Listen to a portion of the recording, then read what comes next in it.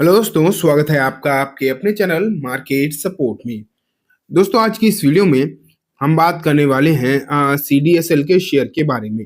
जैसा कि आप जानते हो कि सीडीएसएल ने अनाप शनाप रिटर्न तो बना कर दिए, इसमें तो कोई भी डाउट है ही नहीं। लेकिन मान लेते हैं कि अगर इस तरीके के रिटर्न सीडीएसएल ने दिए हैं, तो क्या कोई और दूसरी कंपनी इस तरीके के रिटर्न नहीं दे सकती? इंपॉर्टेंट बात यह भी है कि आखिरकार सीडीएसएल ने ये रिटर्न दिए क्यों हैं? कोई रीजन तो होगा कि आखिरकार सीडीएसएल में ऐसा अचानक से क्या हो गया। और अगर मान लेते हैं सीडीएसएल में ऐसा कुछ है भी, ठीक है, अगर ऐसा कुछ है भी, तो सीडीएसएल की वो क्वालिटी क्या दूसरे कंपनी, क्या दूसरे शेयर में वो मतलब चीज है जिसके चलते सीडीएसएल भाग रहा है? आज की इस वीडियो में हम ये डिस्कस करेंगे एंड देखेंगे दोस्तों कि सीडीएसएल की तरह रिटर्न आने वाले दिनों में और कौन से शेयर दे सकते हैं, किस किस ने दिए हैं, ऑलरेडी भी दिए हैं, ऐसी बात भी नहीं है, ऑलरेडी भी दिए हैं और आगे भी दे सकते हैं, कौन कौन से शेयर्स हो सकते हैं। सीडीएसएल तो आपके सामने है, एक महीने में रिटर्न भी 31% है। लेकिन एक महीने में 31% तो रिटर्न फिर भी चलो आपको मिल ही जाते हैं, बहुत सारी कंपनी देती है। लेकिन 6 महीने में देखो 83, एक साल में देखो डबल, और बीते 5 साल में अगर आप देखो तो 1600 से लेकर 1700% के रिटर्न सीडीएसएल ने बना कर दिए हैं। और ये कोई रिटर्न छोटे मोटे नहीं है। सबसे पहले तो आप इस बात को समझो, कोई छोटे मोटे रिटर्न नहीं है। और जब इस तरीके के रिटर्न अगर कोई भी कंपनी देती है तो क्लियर है दोस्तों कि कुछ ना कुछ स्पेशल है उस कंपनी में, एंड कुछ ना कुछ आगे भी स्पेशल रहेगा उस कंपनी में, क्योंकि मार्केट जो है हमेशा फॉरवर्ड लुकिंग होता है। कभी मार्केट पीछे की चीजों को नहीं देखता, हमेशा वो देखता है जो आगे होने वाला होता है। अगर आगे की स्थिति मार्केट को लग रही है कि अच्छी हो सकती है इस काउंटर में, तो ही आपको उस काउंटर में रिटर्न आते हुए दिखाई देंगे। अगर किसी कंपनी में आपने देखा होगा ना कि बहुत बार इन्फोसिस के नंबर आते हैं या आईटी की दूसरी कंपनी के नंबर आते हैं, कभी कभार नंबर अच्छे भी आ जाते हैं, है ना। ये भी आपने देखा होगा कि नंबर भी अच्छे आ जाते हैं कभी कभी। लेकिन उसके बावजूद क्या होता है कि अगर उनकी कमेंट्री अच्छी नहीं आई, उनकी गाइडेंस पर जो कमेंट्री है वो अच्छी नहीं आई, तो शेयर गिर जाते हैं।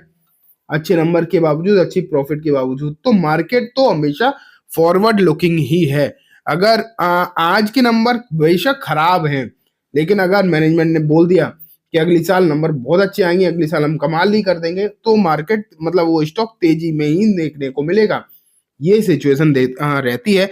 इसलिए सीडीएसएल में मार्केट ने हमेशा फॉरवर्ड देखा है, और फॉरवर्ड देखने पर उन्हें मिला है कि ये सेक्टर का जो पेनिट्रेशन है वो बहुत तगड़ा है और आगे की स्थिति यहाँ पर बहुत अच्छी देखने को मिलेगी। अब क्या है पेनिट्रेशन, कौन सा है सेक्टर? सेक्टर तो दोस्तों अगर आप देखोगे तो स्टॉक मार्केट ही है। भारत में जिस तरीके की बातें स्टॉक मार्केट की होती हैं, आज भी stock market as a sector अगर हम देखें, अगर हम भारत में आज भी देखें कि स्टॉक मार्केट में काम करने वाले लोग कितने, बहुत ही गिने चुने लोग मिलेंगे आज भी आपको। बहुत ज्यादा लोग नहीं मिलेंगे देखने को, बहुत गिने चुने लोग ही आपको मिलेंगे मार्केट में काम करते हुए। और ये पेनिट्रेशन धीरे धीरे करके बढ़ता ही चला जाएगा, एंड जब बढ़ेगा तो इससे रिलेटेड जो कंपनीज हैं, इससे रिलेटेड जो बिजनेसेस हैं, वो आपको बहुत आगे तक जाते हुए दिखाई देंगे। इस बात की जो चांसेस हैं वो काफी ज्यादा हाई हैं। इसीलिए सीडीएसएल तो भाग ही रहा है, और इससे रिलेटेड जो भी शेयर्स हैं मार्केट से रिलेटेड, वो सब के सब भाग रहे हैं। अब बात आती है कि और कौन कौन से स्टॉक्स हैं, तो चलो देख रहे हैं एक एक करके। ये देखो, सीडीएसएल के तरीके का ही एक शेयर आपको दिखाई देता है, बीएसई। हालांकि ये एक्सचेंज है, सीडीएसएल डिपॉजिटरी है। बिजनेस में सिर्फ एक ही समानता है कि दोनों का काम शेयर मार्केट से जुड़ा हुआ है, और कोई समानता नहीं है। लेकिन ये जो समानता है, सिमिलरनेस है, ये अपने आप में एक बहुत बड़ी सिमिलैरिटी है, जिसके चलते आपको ये काउंटर बढ़ते हुए दिखाई दे रहे हैं। बीएसई के भी रिटर्न देखोगे तो अनाप शनाप ही है। बीते 5 साल में सीडीएसएल से डबल रिटर्न है। सीडीएसएल के 1600% के हैं, एंड यहाँ अगर आप देखोगे तो 3000% से ज्यादा के रिटर्न है। एंड ये 3300% के रिटर्न का मतलब आप समझते हो? इसका मतलब है कि शेयर ने जो पैसा है लगभग 33-3400 टाइम्स कर दिया है।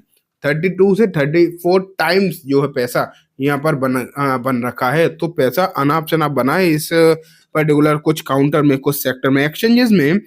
अब एक और चीज आपको देखने को मिलेगी, जैसे डिपॉजिटरी है, भारत में 2 ही डिपॉजिटरी है, एनएसडीएल, सीडीएसएल। तो उसमें एनएसडीएल लिस्टेड नहीं है, तो लोगों के पास एक ही ऑप्शन सीडीएसएल। लेकिन अगर हम एक्सचेंजेस में जाएं तो भारत में 2 ही एक्सचेंजेस हैं स्टॉक मार्केट से रिलेटेड, एनएसई बीएसई। तो उसमें भी अगर आप देखो तो बीएसई लिस्टेड, एनएसई लिस्टेड नहीं है।